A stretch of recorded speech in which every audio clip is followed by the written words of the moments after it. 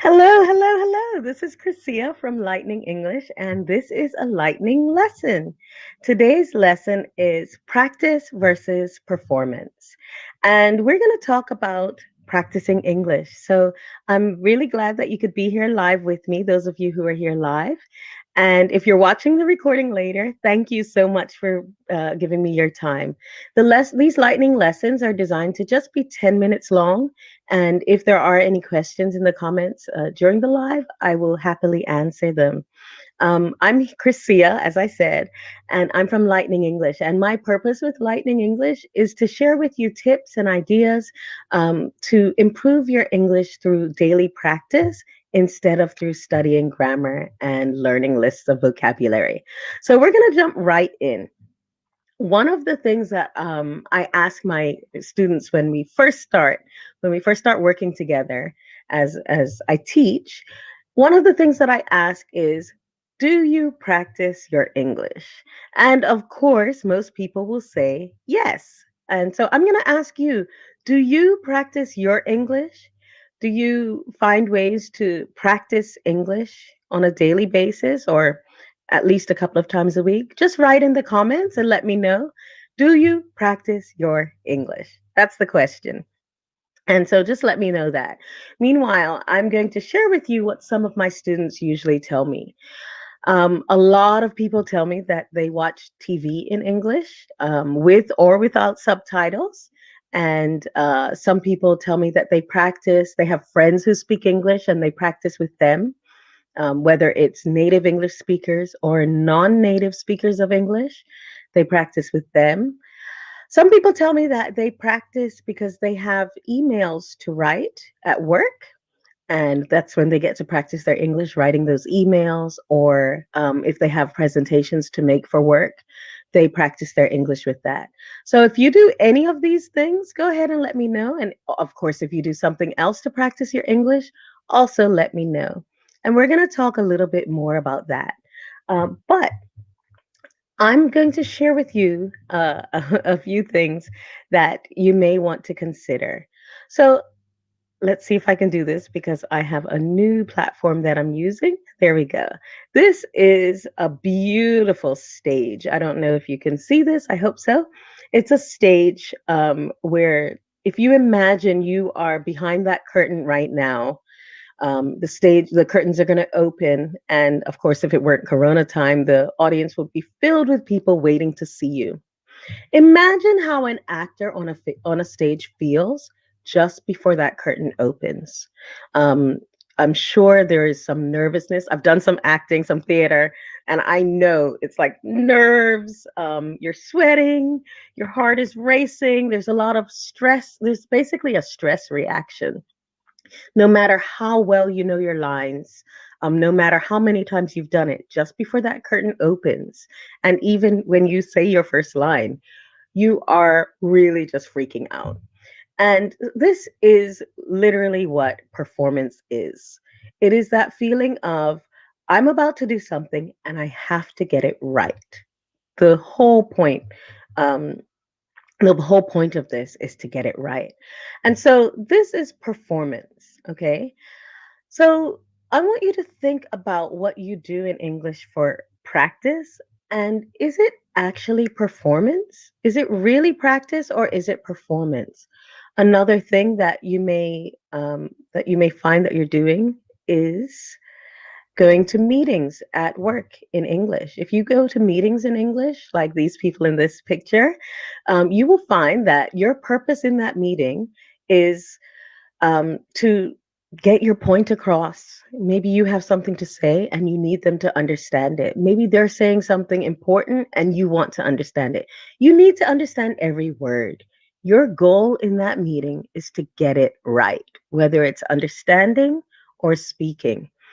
If you're using English and your goal is to get it right, you're not practicing.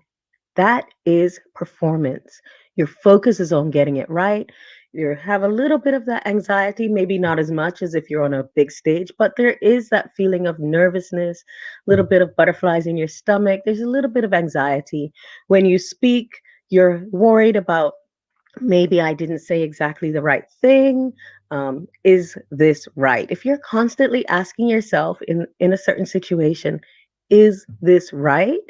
Then what you're actually doing is performing. You're not practicing. Imagine if an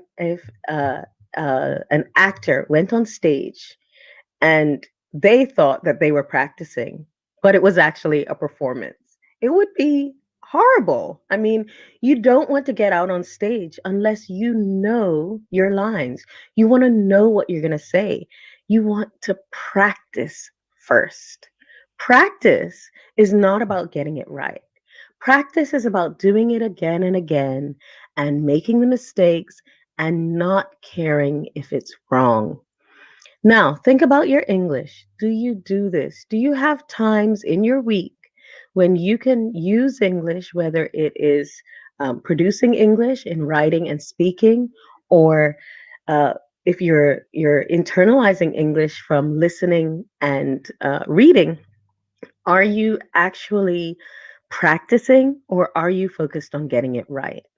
Some other situations where you might use English that you may think are okay, well, maybe in a meeting there's more stress and that's performance.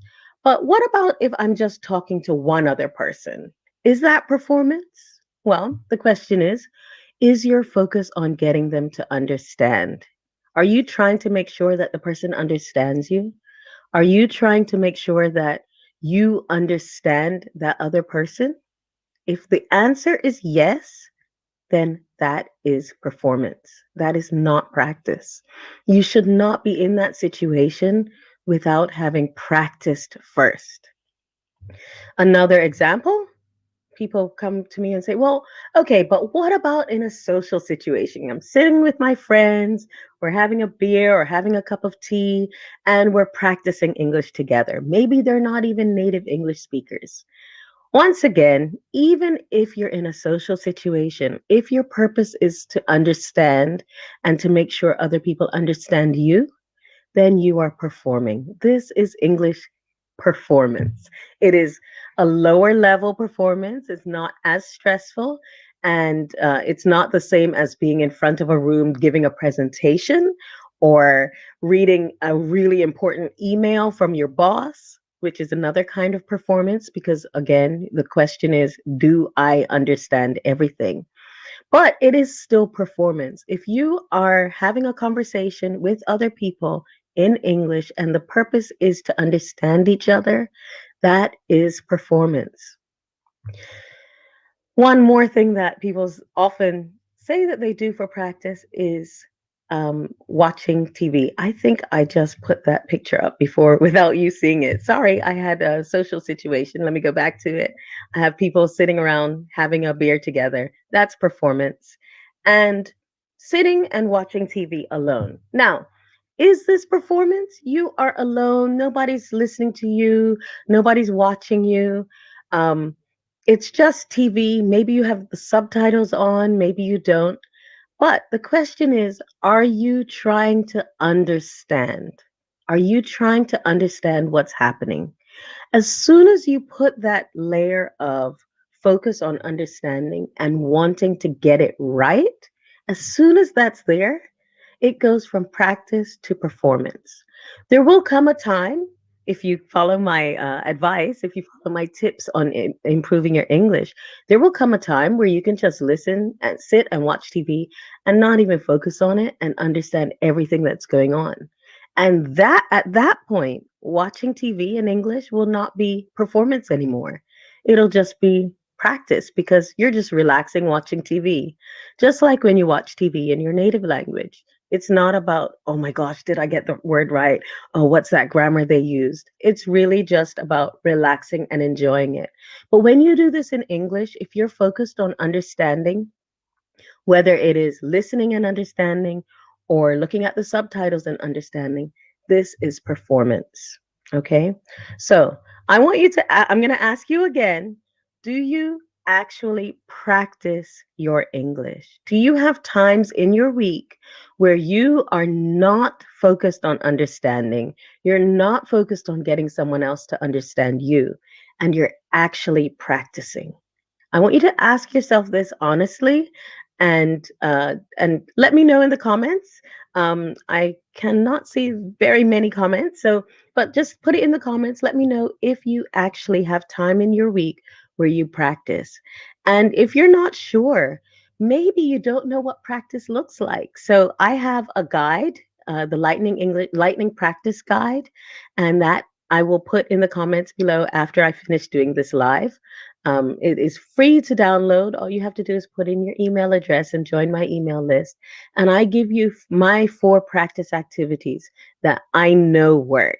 There are ways that you can practice your English daily, 4 times a day, for 5-minute practice activities.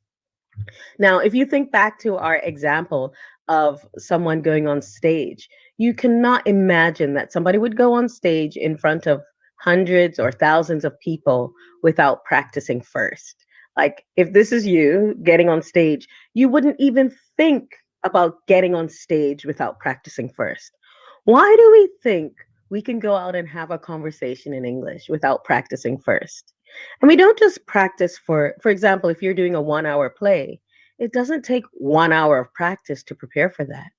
It takes hours and hours and hours of practice to be able to perform for 1 hour. Now, the benefit of English practice is that you can use the same practice that you've done to do a lot of different performances. Okay, so you don't have to practice for watching TV and practice for going on stage. If you actually incorporate these 4 practice activities into your life, then you'll be getting daily practice anytime, every time, all the time, and you don't have to worry when you actually have to perform. So, this is what I'm sharing with you today for our our lightning lesson on performance versus practice, or practice versus performance. And I want you to really think about how you can incorporate practicing English into your day. I'm going to answer any questions that I see. I see a few comments here, and Dora mentioned here near the beginning that she doesn't practice as much, not as much as she should. And so I hope, Dora, that you and the others out there will start really thinking about how you can practice more. And it doesn't have to be for a long time. I'm talking about 5 minutes of practice a day. In our next lightning lesson, we're going to look at how a little bit of practice actually ends up looking over the course of months or even a year. Um, Learning English is not a one off thing, it's something that takes time. And I would like you to think of that time instead of as, oh, I need to spend 3 hours today working on my English. No, think of it in 5-minute segments. And before you know it, your English will be better and better and better.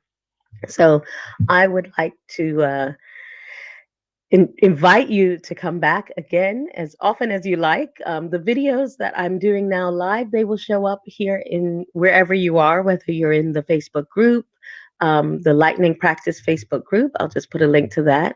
That's where I keep all of them, and I'm going to keep them, I'm going to order them in the units of this group. And you can also go to my website, lightningenglish.com. And there you'll see the lightning lessons section where you can see the back episodes of my lightning lessons. But you are welcome to come and join me every week here on lightning lessons. And please, please, please post in the comments if you have any questions. I come in and I answer them.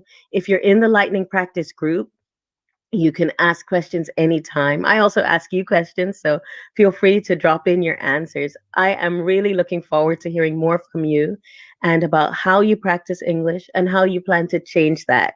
So thank you so much for your time, and I look forward to seeing you next time on a lightning lesson. Goodbye.